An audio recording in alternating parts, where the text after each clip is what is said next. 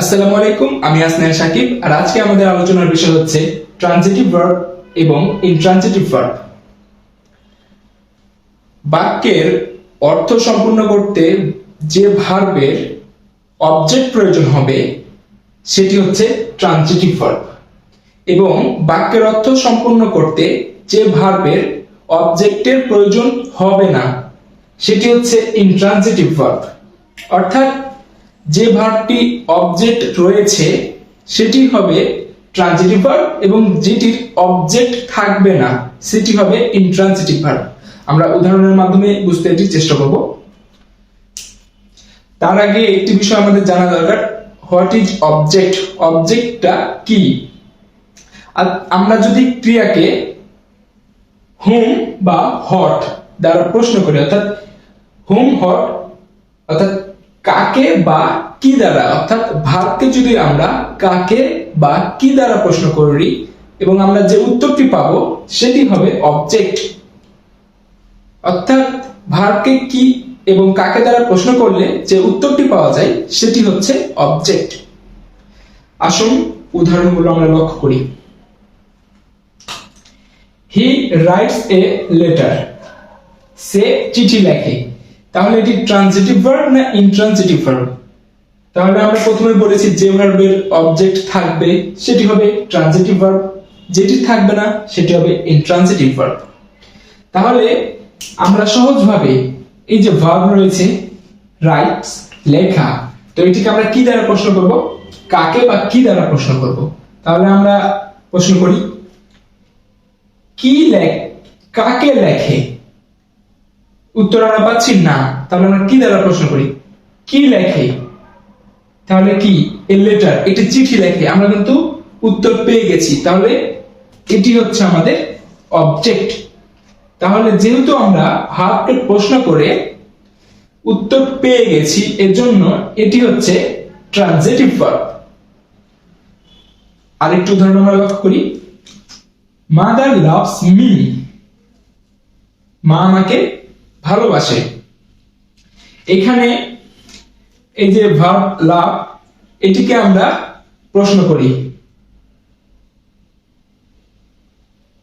কি বাসে।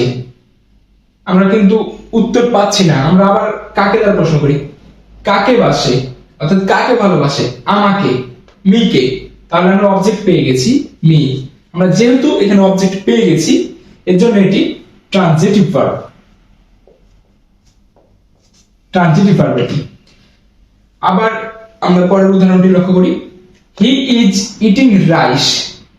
তাহলে ভার্ব হচ্ছে ইটিং, তাহলে কে খায়, অর্থাৎ কাকে খায়? উত্তর আমরা পাচ্ছি না। আবার এবার তাহলে কি দ্বারা প্রশ্ন করি? কি খাই? রাইস, অর্থাৎ ভাত খাই। আমরা উত্তর পেয়ে গেছি। যেহেতু আমরা উত্তর পেয়েছি তাহলে সেটি হচ্ছে অবজেক্ট। যেহেতু আমরা অবজেক্ট পেয়েছি, অবজেক্ট যদি পেয়ে যায় তাহলে সেটি হয়ে যাচ্ছে এটা হয়ে যাচ্ছে কি verb? Transitive verb. Transitive verb. এবং পরের উদাহরণটা লক্ষ্য করি। We have caught a thief. কি ধরেছি বা কাকে ধরেছি? এ থিফ, একটি চোর, একটি চোরকে ধরেছি। তাহলে আমরা কিন্তু অবজেক্ট পেয়েছি, তাহলে এটি হচ্ছে কি? Transitive verb. অর্থাৎ অবজেক্ট যদি আমরা পাই ভার্বে তাহলে সেটি হবে ট্রানজিটিভ ভার্ব। শেষ উদাহরণটি আমরা লক্ষ্য করি। See smile a fake smile. তাহলে এই যে স্মাইল, এটা হচ্ছে হাসা। তাহলে কাকে কাকে হাসে? আমরা কিন্তু উত্তর পাচ্ছি না, তাহলে কি দ্বারা প্রশ্ন করি? কি হাসে। আমরা কিন্তু উত্তর পেয়ে যাচ্ছি। কি হাসে? এ ফেক স্মাইল, একটি কি মিথ্যা হাসি হাসে সে। যেহেতু আমরা অবজেক্ট পেয়েছি তাহলে এটি হচ্ছে কি? Transitive verb. অপর পক্ষের উদাহরণগুলো আমরা লক্ষ্য করি এবার। C slips. সে ঘুমায়।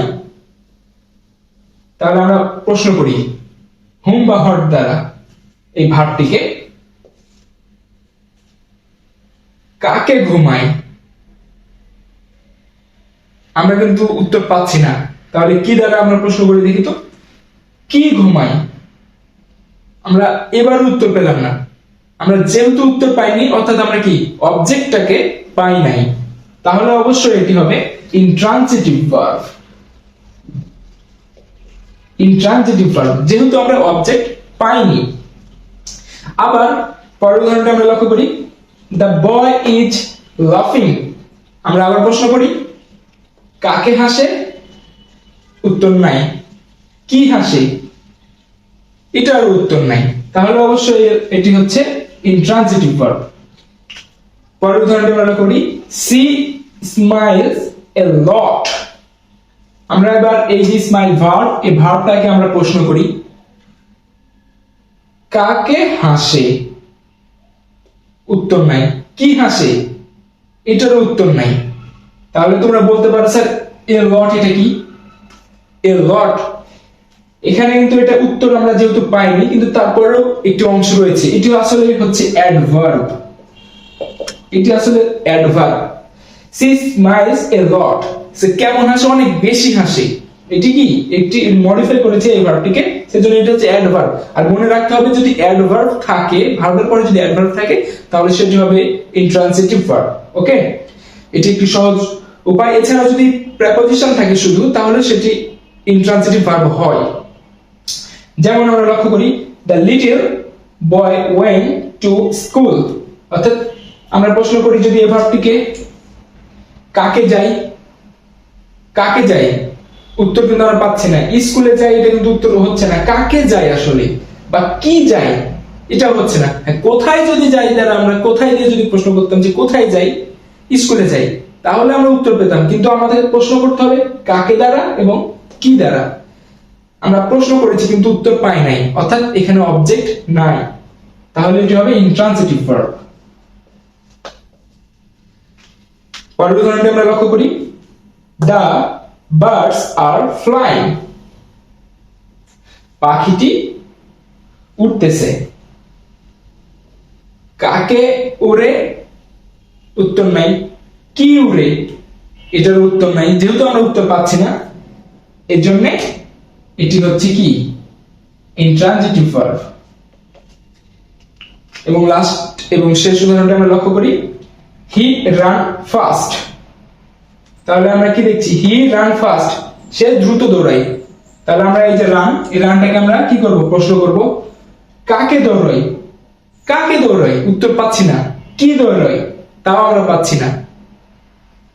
হ্যাঁ, এই ফাস্ট আছে, এটা হচ্ছে অ্যাডভার্ব। সে দ্রুত দৌড়ায়, এটি মডিফাই করছে ভার্বকে, এজন্য এটি অ্যাডভার্ব হয়েছে। কিন্তু আমরা উত্তর এখানে পাচ্ছি না। কাকে দৌড়ায়? কাকে? আমরা এটা তো বলছি না। কি দৌড়ায়? সেটাও বলছে না। তাহলে এখানে কি অবজেক্ট নাই। যেহেতু এখানে অবজেক্ট নাই, এজন্য এটি হচ্ছে ইন্ট্রান্সিটিভ ভার্ব। একটি ভার্ব কখনো ট্রানজিটিভ ভার্ব হিসেবে ব্যবহৃত হয়, আবার কখনো ইন্ট্রান্সিটিভ ভার্ব হিসেবে ব্যবহৃত হয়।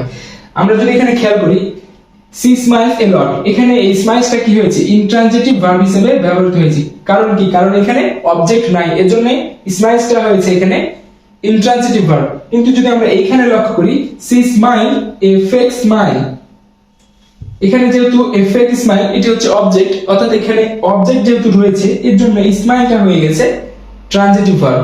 অর্থাৎ ভার্বের অবস্থান ও ব্যবহারের উপরেও একটি ভার্ব ট্রানজিটিভ হয়, আবার ইন্ট্রানজিটিভ হয়। আমরা ট্রানজিটিভ ভার্ব এবং ইন্ট্রানজিটিভ ভার্ব সম্পর্কে জানতে পারলাম, এবং আমরা জানতে পারলাম যে ভার্বটির অবজেক্ট প্রয়োজন হবে, অর্থাৎ অবজেক্ট থাকবে, সেটি হবে ট্রানজিটিভ ভার্ব, আর যেটির অবজেক্ট থাকবে না সেটি হচ্ছে ইন্ট্রানজিটিভ ভার্ব। এই যে অবজেক্ট, এই অবজেক্টটিকে দুই ভাগে ভাগ করা যায়। কত ভাগে? দুই ভাগে। একটি হচ্ছে ডাইরেক্ট অবজেক্ট এবং আরেকটি হচ্ছে ইনডাইরেক্ট অবজেক্ট। একটি সেন্টেন্সে যদি একটি মাত্র অবজেক্ট থাকে, কয়টি? একটি, তাহলে সেটি অবশ্যই ডাইরেক্ট অবজেক্ট হবে। সেটি প্রাণী হতে পারে বা বস্তু হতে পারে। যদি একটি অবজেক্ট থাকে, প্রাণী হতে পারে, বস্তু হতে পারে, তাহলে সেটি হবে ডাইরেক্ট অবজেক্ট। কিন্তু যদি একটি সেন্টেন্সে দুইটি অবজেক্ট থাকে, তাহলে যদি প্রাণীবাচক একটি অবজেক্ট এবং একটি যদি বস্তুবাচক বোঝায়, তাহলে যেটি প্রাণীবাচক বোঝাবে সেটি হবে ইনডাইরেক্ট অবজেক্ট, প্রাণীবাচকটি হবে ইনডাইরেক্ট অবজেক্ট। আর বস্তুবাচক যেটি হবে সেটি হবে ডাইরেক্ট অবজেক্ট। উদাহরণ আমরা লক্ষ্য করি, হি লাইকস মি।